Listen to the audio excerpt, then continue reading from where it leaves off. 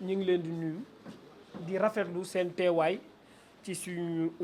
woote gi ñu woote tey di rafetlu teewaayu journaliste yi waaye tamit di nuyu ak di jaajëfal suñu waajur yi fi teew muy suñu njiitu dëkk yi les chefs de village ñooñu suñu kilifa lañ ñooñu la ñu njëkk gis balaa kenn muy maire muy leneen ak leneen ay état ñun ñooñu lañ xam ñooy suñu représentant premier ndax comme ni ngeen ko gisee mbir mi xew ba mu xewee ca daaw ba ni ci ren gi je pense que yéen journalistes yi laay interpellé amoo leen benn maire dëkk li ko delee Podor ba Bakel bi ngeen xamante ne interpellé leen da leen wala wax na ci nit ku mel wala benn administratif boo xamante ne c'est dans ces zones là wax na ci mbir mi kenn ngaangu ci mais suñu jàmbaar yi chef de village yi ñi ngi ci seen i loxo seen i ndimbal li ko jëlee diaspora ba Dakar ba fee ca dëkk ya te li ca xew lu ne jéego yi ñu ciy def taxawaay gi ñu ci am amul kenn ku ko ci am li ñu fi tax a boole nag mooy xam ngeen ni mun nañu wax li xew teyeef gi am ndax daaw nangu nañu ak lépp ne effet naturel la bett na ñëpp ñëw na ñëpp jóg nañu ndoo Sénégal yëpp wax nañ ci waaye ren gii nii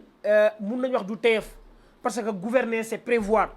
njiit yi xam nañ carrément que le gouvernement état bi xam na ne situation bii nii am na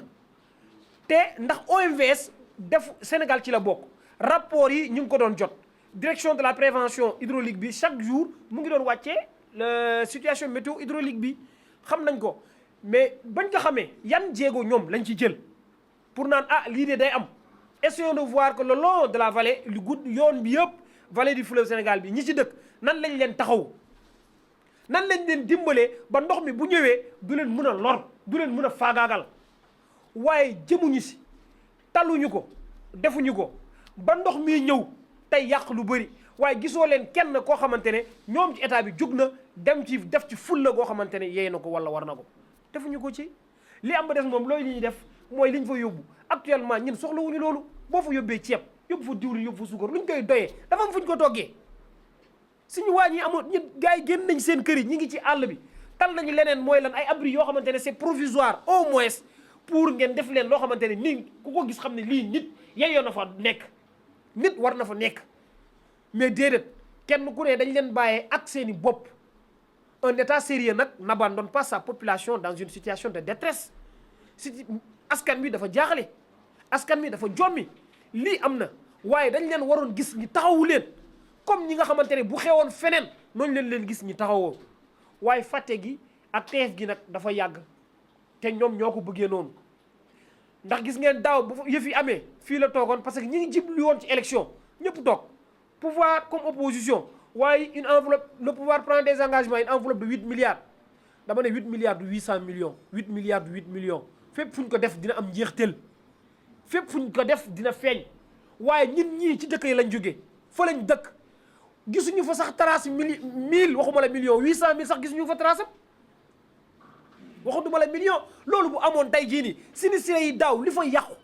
muy centre de santé yi muy école yi muy kër yi amul benn sinistré boo xamante ne l'autorité déconcentrée muy sous-préfet wala préfet wala gouverneur woo na la ak un appui amul kenn koo xamante tegal nañ ko brique amul kenn koo xamante ne li gën a yomb mooy lan utal nañ la waat benn dëkkuwaay donte c'est en paille amu fa et on défie qui veut sur cette question-là nañu ñëw naan oui tel village ou telle localité voici ce qu'on a fait par rapport aux 8 milliards annoncés mais c'est honteux de la part de cet état-là ñun dañuy gis ne que ñoom dañ ñoo bàyyi dañ noo abandonné bàyyi suñu njàqare goo xamante ne moom la ñu dund te loolu du seen wareef te donc wane nañ que daaw engouement bi ñu ci amoon ak doole gi ñu amoon xëy na élection yi ñu jublu woon muy législative yi di wut ay baat moo tax opposition comme pouvoir ñu jël suñu débat yi nga xamante ne moo nekkoon suñu naqar ñu déplacé ko def ko benn débat politico-judiciaire way Bougane war na fa ñëw way waru fa ñëw war na fa jaar yóbbu tribunal Temba tëj ko ba finalement gars yi fàtte ñi nga xamante ne mooy naqar loolu dañ koy ñaawlu yaakaaroon nañ nag boo gisee daaw bu mbir mi amee après loolu noonu ñu toog di seetaan defuñu woon dara parce que dañu yaakaar ne ko on a affaire avec un nouveau gouvernement et c'est un gouvernement sérieux qui va prendre cette affaire-là d'une manière très sérieuse situation bi nañ ko jël ko sérieux moo tax 8 milliards yooyu nañ toog xaar dina am waaye ndekete gis nañ fii li fi xewoon rek moo fi xewaat gouvernement bi fi jot a jàll bi ko raw a fi ñëw amul lenn loo xamante ne jël nañ ko ci sérieux ci situation bi li am ba des mooy mbir mi am na te bu soobee yàlla ñu nit lépp li nga xamante ne muy jéego en tant que ndaw ak lëkkaloog suñu chef de village yi dinañ ko ci def bu soobee yàlla pour que aujourd'hui la justice sociale bi nga xamante ne war na am ak équité sociale boo xamante ne yàgg nañ ko woote Sénégal ñëpp yam Sénégalais yëpp doon benn bopp doon benn nit lépp li nga xamante ne lu ñu war a séddale la ñëpp yam ci ni ko paa bi waxee léegi li ñëpp bokk ñëpp yam ci kenn gënuñoo bokk Sénégal kenn gënuñoo yey Sénégal amul lu kenn def fii li nga xamante ne defuñu ko. Certains sont partis de leur maison pour aller joindre le voisin. D'autres sont partis de leur maison pour aller à la terrasse. D'autres sont partis dans des écoles qui ne sont pas inondées. Et d'autres sont partis à la Belle Étoile, où des fois, il n'y a même pas de temps. Alors, c'est vrai que l'État a fait venir effectivement un certain nombre de produits qui sont arrivés déjà beaucoup trop tard et pas suffisants, et qui ont été distribués, d'après les informations que j'ai, par les comités qui ont amené les vivres dans les villages. Ce sont eux qui les ont distribués à l'insu du chef de village. Pas à l'insu, mais les chefs de village n'ont pas été associés. Alors tout ça fait que les chefs de village pour lesquels je parle ne sont pas contents de cette situation, parce qu'on estime que quand on est dans un village, la porte d'entrée, c'est le chef de village. C'est le chef de village qui connaît ses administrés. Ce sont eux qui ont fait les listes de sinistrés. Je crois que la moindre des choses, la moindre de courtoisie, c'est d'aller voir ces chefs de village, de dire voilà ce qu'on a amené pour votre village. Certainement, dans tous les villages, il y a un comité de distribution. Ce comité, il y a le chef de village, le représentant du chef de village, il y a le représentant de l'imam, il y a le représentant des jeunes, le Badien Gor. Dans tous les villages, il y a des comités comme ça pour distribuer les aides qui viennent dans les villages. Alors, même ça, cette année, l'année dernière, ça a été le cas. Peut-être qu'il y a eu des choses qui font que cette année, ils ont changé. Ils les ont amenés eux-mêmes, sauf un village qui a refusé. Ce village leur a dit, écoutez, si vous voulez faire ça vous-même, vous retournez avec vos produits, on n'en veut pas. Alors là, ils étaient obligés, effectivement, de céder. Et ce village-là a fait la discussion avec le comité. Alors tout ça pour vous dire, jusqu'à présent, ils ont eu ça, c'est des secours de premier secours. Maintenant, l'année dernière, avait annoncé des montants qui vont être consacrés aux inondations. Aujourd'hui, nous, on ne sait pas. On ne sait pas exactement ce qui a été dépensé, ce qui n'a pas été dépensé, et en quoi ça a été dépensé. Alors, vous savez, quand on entend parler de milliards, 8 milliards, les gens s'attendaient peut-être que les sinistrés seront pris en charge pour leur maison, pour les aider à reconstruire, pour les aider à se réinstaller. C'est dans la tête des gens, c'est ça.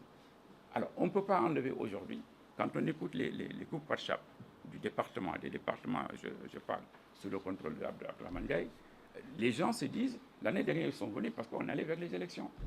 Cette année, il n'y a pas d'élection, en tout cas dans les médias, ils ne sont pas venus. C'est pris comme ça. À tort ou à raison, ça a été pris comme ça. Alors, donc, nous demandons encore à l'État d'éviter effectivement de laisser ce genre d'idées, ce genre de sentiments se développer dans l'esprit des gens. Pour ça, il faut vraiment qu'ils soient transparents avec tout le monde. Quand on envoie des produits, on envoie la facture avec. Quand on fait quelque chose, des actions, des motopompes, tout ça, on dit voilà ce que ça a coûté. À la fin, si maintenant, pour lui faire un total, en disant qu'on a dépensé 8 milliards, ça peut être crédible. Mais en tout cas, pour l'instant, ce qui se passe au niveau des terroirs, les gens ne sont pas satisfaits. Parce que le peu d'aides de produits qui sont venus, ça a été distribué selon leurs propres critères, pas les critères du chef de village. Et puis, en plus, ils ont promis qu'il y a des tentes, un camion qui doit avoir des tentes, des motopompes, etc. Bon, en tout cas, il reste à parfaire.